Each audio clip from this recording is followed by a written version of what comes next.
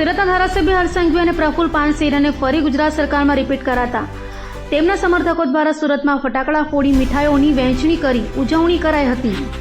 ગુજરાત રાજ્યના મંત્રીમંડળના વિસ્તરણની પ્રક્રિયા શરૂ થતાં જ રાજકીય માહોલ ગરમાયો છે। આ વિસ્તરણમાં સુરતના ધારાસભ્ય અને ગૃહ રાજ્યમંત્રી હર્ષ સંઘવી તથા સુરતના ધારાસભ્ય અને શિક્ષણ મંત્રી પ્રફુલ પાનસેરિયાને ફરીથી મંત્રીમંડળમાં સ્થાન મળ્યું છે।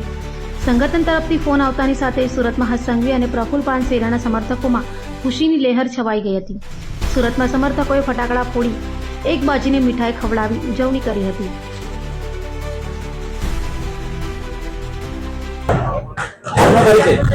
कमल देसाई वॉर्ड प्रमुख 165 मजूरा विधानसभा। आज अमे खूब खुश छे कि हर्षभाई ने नायब मुख्यमंत्री तरीके जवाबदारी निभावવામાં આવી છે। હર્ષભાઈ જ્યારે ગુજરાતના યુવા મોરચામાં મહામંત્રી હતા ત્યારથી તેમની કામગીરી જોઈ છે। ધારાસભ્ય બન્યા પછી સુરતથી શરૂઆત કરીએ તો હર્ષભાઈ કોરોનામાં જે કામગીરી કરી બતાવી, નાના માણસ હોય કે મોટા માણસ કોઈ પણ ધર્મનો હોય, હર્ષભાઈએ એમને કોરોના સેન્ટરમાં રાખીને એમને સારા કર્યા। તે જેની નોંધ દિલ્હી સુધી લેવામાં આવી। પછી રન ફોર તાપી પ્રોગ્રામ કરી બતાવ્યો છે હર્ષભાઈએ। એના પછી જ્યારે ગૃહ રાજ્યમંત્રી બન્યા તો સૌથી પહેલા ગુજરાતને ડ્રગ્સ મુક્ત કરવાનું બીડું ઝડપ્યું અને એ કામગીરી ખૂબ સારી રીતે કરી બતાવી। એના પછી હર્ષભાઈ કોમનવેલ્થ ગેમમાં હોય તો હર્ષભાઈ કોમનવેલ્થ ગેમમાં પણ ખૂબ સારી કામગીરી કરી બતાવી અને 2030માં આવે એના પ્રયત્ન કરે છે। એના પછી હર્ષભાઈ એસટી વિભાગ હોય તો એમાં બી ગરીબો માટે એસટી વિભાગમાં બી ખૂબ સારી કામગીરી બતાવી। હર્ષભાઈને જે પાર્ટી આપી છે એમને બખૂબી નિભાવી બતાવી। દિલ્હી મોવડી મંદિરે એની નોંધ લીધી અને આજે એમને ડેપ્યુટી સીએમ બનાવવામાં આવ્યો છે।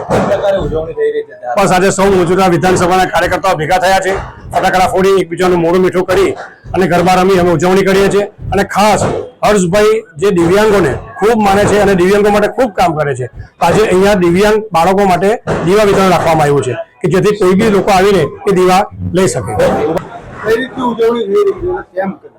આજે મારું નામ ધર્મેશભાઈ પટેલ।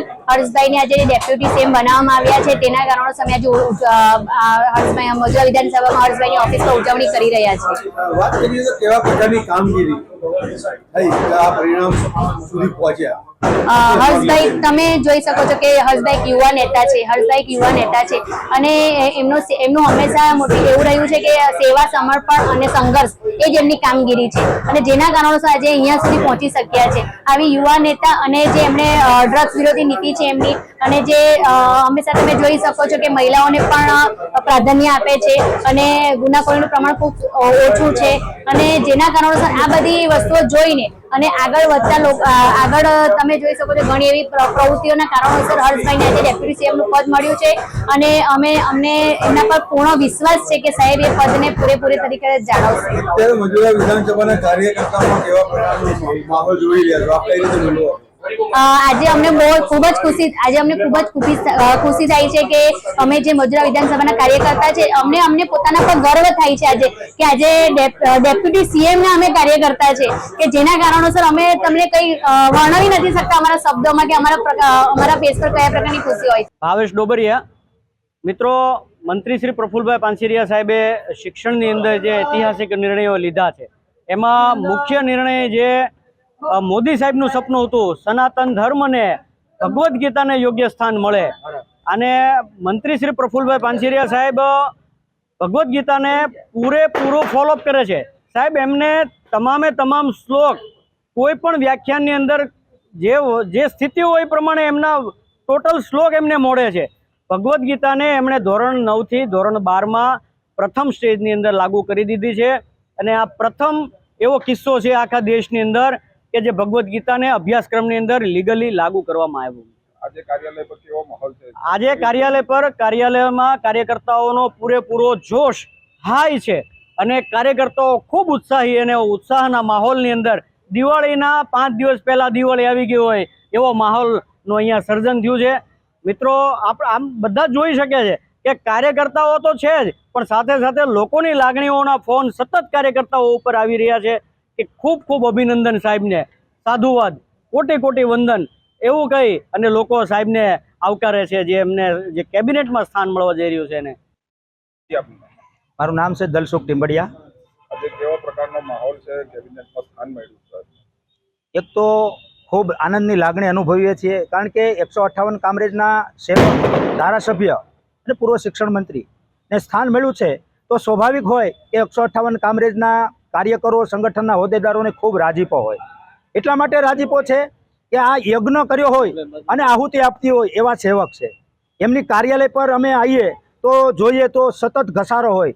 એટલા માટે ઘસારો હોય કે લોકો કામ લઈને આવે તો પરિવારના સભ્ય હોય એ રીતે એમની સાથે વર્તન કરે છે. તમામ કાર્યકરો એમને ફોલો કરે છે, કામમાં ફોલો કરે છે. ગંગા સ્વરૂપ વિધવા પેન્શન યોજના હોય, આયુષ્માન વય વંદના કાર્ડ હોય, આયુષ્માન યોજના હોય કે વિદ્યાર્થીઓને લગતા કોઈ પણ કાર્ય હોય, વાલીના આવકના દાખલા હોય, EWS, બિન અનામત, નોન ક્રિમિનલ, ડોમિસાઇડ, વાલી દીકરી યોજના, વૃદ્ધ પેન્શન યોજના કે મહિલા સ્વાવલંબન યોજના, તમામ પ્રકારની યોજનાઓ નિઃશુલ્ક અને પરિવારની ભાવનાથી કાર્ય કરતા 158 કામરેજના સેવક ધારાસભ્ય પ્રફુલ્લ પાનસેરિયા સાહેબનું કર્મયોગ કાર્યાલય. અહીંયા તમને બધું જ લોકોને જે આવે કાર્ય કરવા માટે એમને બધું નિઃશુલ્ક મળી જાય અને બધી સુવિધા ઉપલબ્ધ થાય. સાથે જઈએ, ફોલો કરીએ અને એમને સરકારશ્રીની યોજના એમના ઘર સુધી પહોંચાડીએ છીએ. એવા 158 કામરેજના સેવક ધારાસભ્ય પ્રફુલ્લભાઈ પાનસેરિયાને જ્યારે વધુ જવાબદારી મળી છે ત્યારે આખી ટીમ ભાજપને ખૂબ આનંદ અને ગૌરવની લાગણી અનુભવીએ છીએ.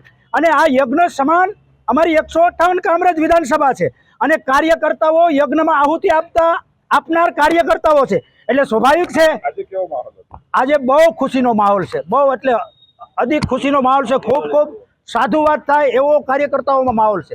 સવારના 8 વાગ્યામાં અહીંયા કાર્યકર્તાઓ આવી અને એકઠા થઈ ગયા છે.